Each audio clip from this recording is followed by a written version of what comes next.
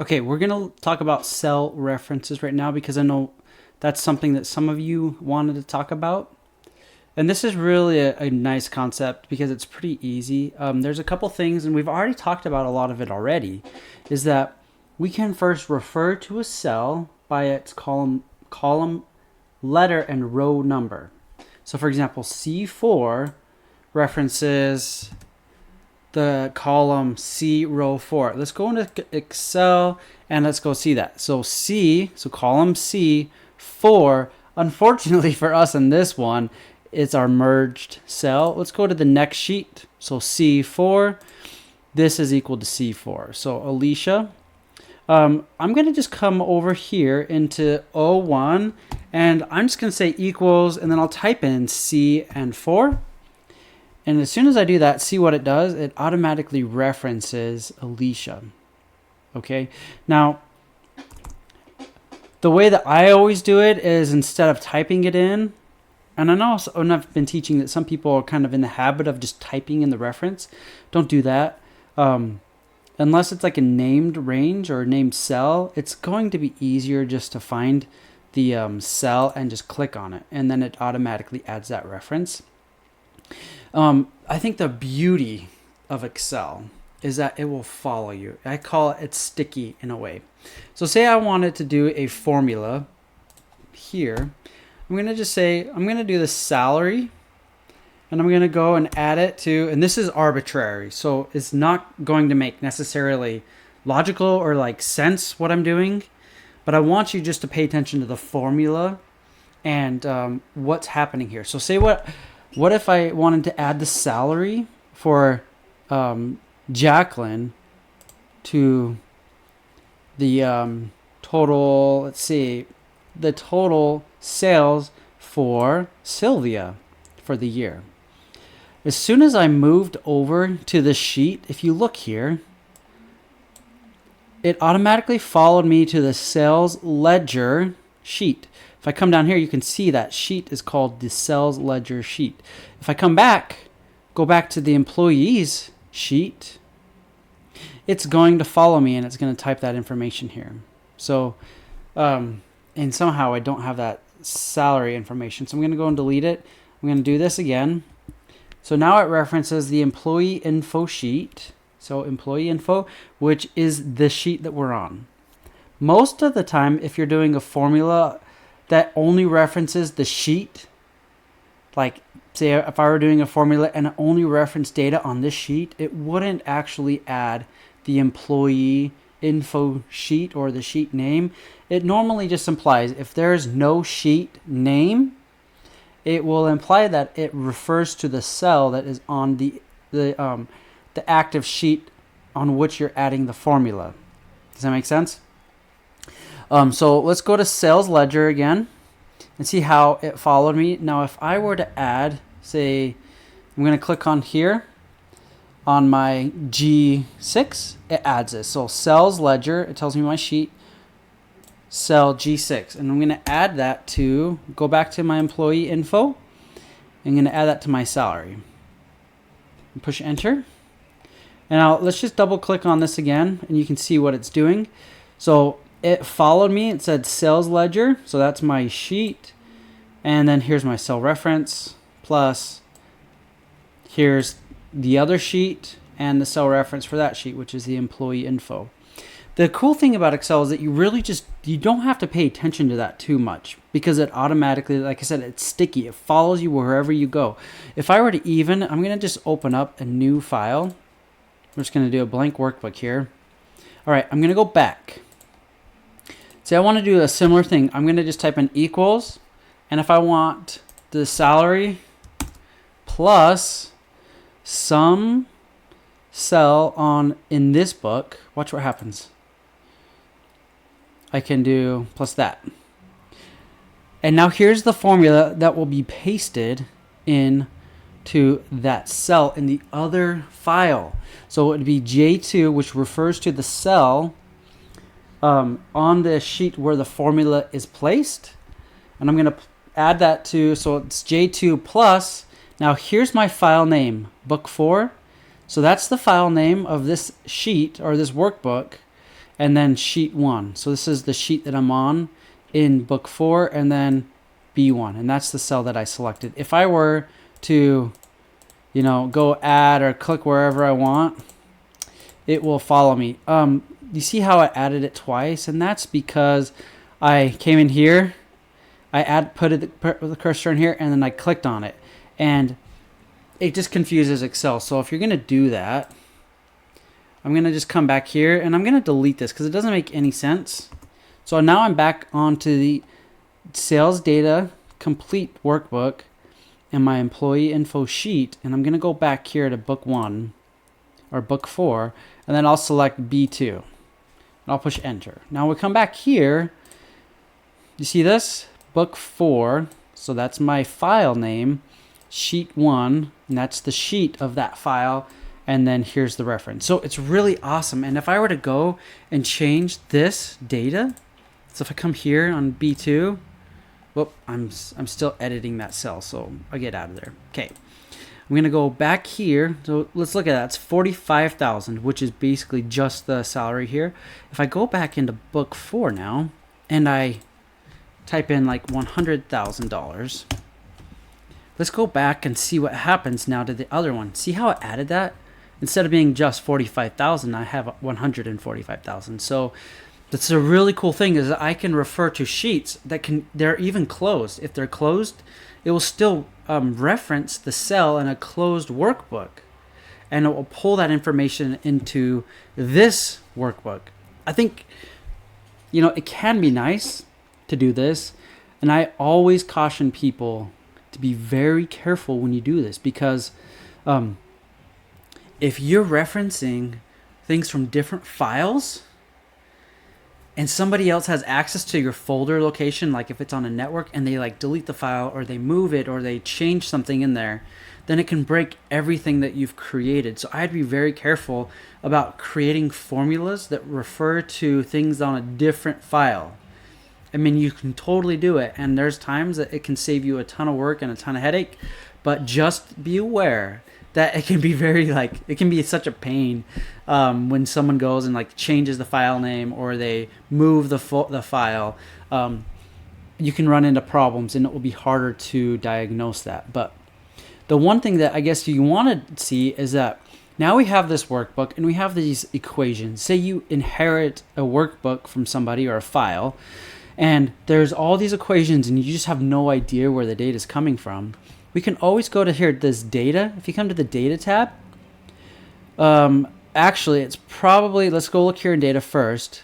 Let's go and look at our links. We can look at our connections first. We'll see if it's under there. A lot of times connections is going to be stuff that's related to our databases. So let's go look at links. All right. So it is under our links. So data, and I'm here, edit links. Here's our source. It's telling us that there is something referring to book 4, which is a file, and that's where it is. So we could change the source, we could break the link if we wanted to. Anyway, this is just something that you can use to find, hey, my data is coming from somewhere. I have no idea the files that are being referenced in this document. You can always come here to data, edit links, and you'll be able to see all the external files that are being referenced to in your document. All right, and that's it. That's all we're going to cover for referencing. Okay, let's go back to our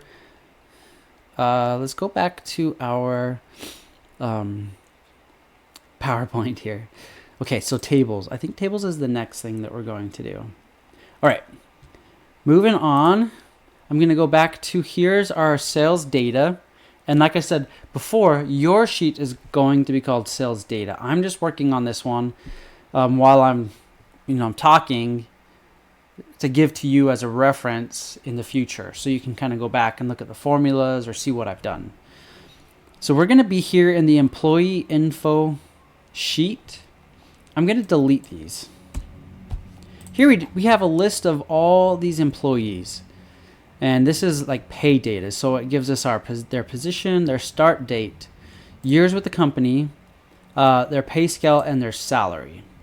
All right, we want to eventually go and figure out which positions, maybe which departments have the highest salaries, or what else could we do with this? We could see what the employees, the average employee salary based on their years with the company. So we'll just play around with this here for a second. We could look at the department as well and say, what's the average salary for each department? Say you worked for this company and you wanted to know which department to get into. Well, let's figure out which department has the highest salaries on average. All right, so first we have this data here, and this is really important to look at the structure. This data is organized in a way that would be in like a relational database. So if the university or whatever company you work for has a database and you're getting data from that, hopefully it looks like this. In the fact that up here, based on columns, we have everything in each column is related. For example, everything in column A references the employee ID. Everything in column B is the last name from each employee. Everything in column C is the first name of all of the employees. And that every new record, so every row, corresponds to one employee. So this is the way we want our data to be structured. And we could almost call this as a record. The thing that I would recommend when we do this, when we have data like this, is to create a table. And what is a table? A table is basically a way to, one, it names this whole range. So it would name the range of all of the employees that I have selected here. It would name that, and it would categorize it as like one object. And the beauty about this is that if I were to ever add somebody to the list, it would automatically get absorbed into that object, which we probably would just have called like table, or we could call it like employee table. And so we could add like 100 new employees to this, and we wouldn't ever have to change if we had charts that were referenced from this table. Everything would just be continually grow, and so all that we have to do is refresh our charts or whatever, and it automatically captures the new data. If you didn't do that, you would have to go back to your charts, or we're going to talk about pivot tables. You'd actually have to go and change the range that the chart was referring to. So if we added 100 new columns or rows, we would actually have to go to our chart, and we would have to change the data range that was going into the chart and add the next 100 rows. So a table just does that for us. So to create a table, just select anywhere in the data. So you either have to choose one spot or you have to choose everything. So right now I just click right here, anywhere. I can click anywhere, and I can go to insert, and under insert we have table, and we click on the table. Now before you just push enter, you have to make sure that if your data has a title, you want to make sure my table has headers, that is checked. We're going to say okay. And now it knows, all right, this is my employee ID column, and it automatically puts filters on for us, which is super nice when we want to start looking at data and cleaning it and just organizing it. I want to show you something that's really cool here with these, with a table. Now, I think from an organizational point of view, it's nice that it highlights every other row. It makes it easy to follow what we're looking for in a row and stay within that row without having to, follow our cursor really carefully. But I also want to show you something that is super cool. So if I were to, and actually before I move on, if I click out of it, let's see what happens. Look up here. If I click outside of our table and I click back into it, see how all of a sudden table design shows up? If I click out, it disappears.